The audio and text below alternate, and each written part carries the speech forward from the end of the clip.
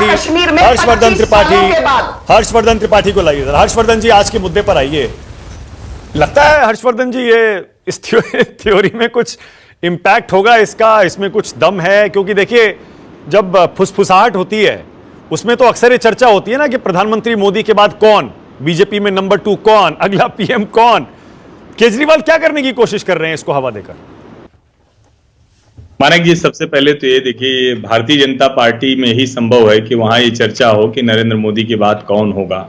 अमित शाह होंगे, योगी आदित्यनाथ होंगे या कोई और होगा। ये चर्चा भारतीय जनता पार्टी में ही संभव है, कांग्रेस में ये चर्चा संभव नहीं है। ये एक तो बेसिक डिफरेंस जो है, जो भारतीय राजनीति का है, इसको जरूर समझना चाहिए। अब समाजवादी पार्टी में भाटी जी बैठे हुए, ये थोड़ी चर्चा होगी कि अखिलेश यादव के बाद कौन। भाई, जब तक अखिलेश जी रहे, जब तक मुलायम सिंह जी रहे वो मुख्यमंत्री रहे, फिर अखिलेश जी हो जाएंगे। ऐसे ही लालू जी हैं, फिर तेजस्वी जी हो।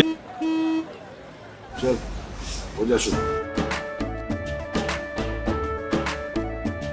केसरिया से मन जोगी हुआ रे, दिल झूमे देखो पतवारा हुआ रे, दिल झूमे देखो पतवारा हुआ रे।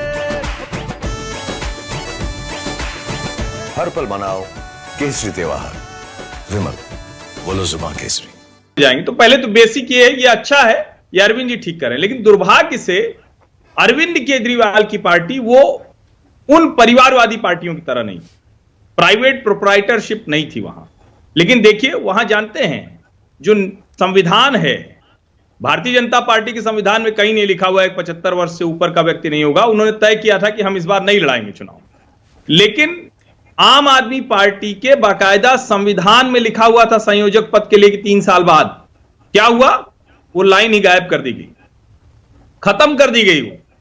तो पहले जब दर्शक ये सुन रहे हैं आपके राष्ट्र की बात, तो उनको ये डिफरेंस पता होना चाहिए। अब इसके आगे आपने कहा कि करना क्या चाहते हैं अरविंद केजरीवाल। देखिए, अरविंद केजरीवाल एक केओस क्रिएट करना चाहते हैं, वो केओस मास्टर हैं। इस देश में अगर एनार्की पॉलिटिक्स का कोई सबसे बड़ा उस्ताद है तो अरविंद जी हैं। और चूंकि जिस तरह से वो बोलते हैं वो अपील करता है। देखिए, वो कह रहे हैं ना कि बताओ कौन है तुम्हारा प्राइम मिनिस्टर का दावेदार, हम तो बता रहे हैं। अरे भाई, साफ दिख रहा है नरेंद्र मोदी दावेदार हैं, साफ साफ कह रहे हैं। उन्होंने निकाला कि 17 सितंबर को 75 साल के पूरे हो जाएंगे। अब अमित शाह ने उसका जवाब भी दे दिया है। लेकिन मुझे दूसरी बात लगती है, देखिए, जो अभी प्रियंका कक्कड़ जी ने कहा, संजू जी ने ऐतराज जताया। हालांकि संजू जी को ऐतराज नहीं जताना चाहिए। अगर कोई अमित शाह को तड़ीपार कह रहा है तो उनको बस ये ध्यान देना चाहिए कि अमित शाह के ऊपर लिखी किताब में बाकायदा इसका जिक्र है, और उसके बाद लिखा हुआ है कि सर्वोच्च न्यायालय उसने उनको बरी किया। यानी एक नेता जिसके ऊपर कोई आरोप लगा था, और तड़ीपार अमित शाह को तो सबको याद रखना चाहिए, क्योंकि वही वो समय था जब उन्होंने उत्तर प्रदेश में जीत की गाथा लिख दी थी। उत्तर प्रदेश को पूरी तरह से समझ लिया था, क्योंकि उनको गुजरात लौट के नहीं जाना। अब मुझे लगता है उस अमित शाह से अरविंद केजरीवाल को डर लगता है। अगर वो डर नहीं लगता, जो व्यक्ति कहीं सीन में नहीं है, प्राइम मिनिस्टर पद के लिए भारतीय जनता पार्टी में दूसरी दावेदारी नहीं है, नरेंद्र मोदी ही है, बहुत साफ दिख रहा है, उन्हीं को सब उन्हीं के इर्द गिर्द है। दूसरे का नाम लेने का मतलब होता है कि उनको डर लग रहा है। क्या डराने की कोशिश कर रहे हैं कि अमित शाह आ जाएंगे, अमित शाह आ जाएंगे? अमित शाह से अरविंद केजरीवाल डर रहे हैं। आप समझिए इसको। उनको डर लग रहा है कि अब इसके बाद अमित शाह और ताकतवर होंगे। और जरा ये भी आप सोचिए, जब ये चुनाव प्रधानमंत्री के लिए हो रहा है, उत्तर प्रदेश के मुख्यमंत्री के लिए हो नहीं रहा है, तो मान लीजिए, चलिए अरविंद जी की बात मान लें, अगर अमित शाह को प्रधानमंत्री बनाएंगे तो योगी जी को मुख्यमंत्री से हटाने की क्या जरूरत पड़ेगी?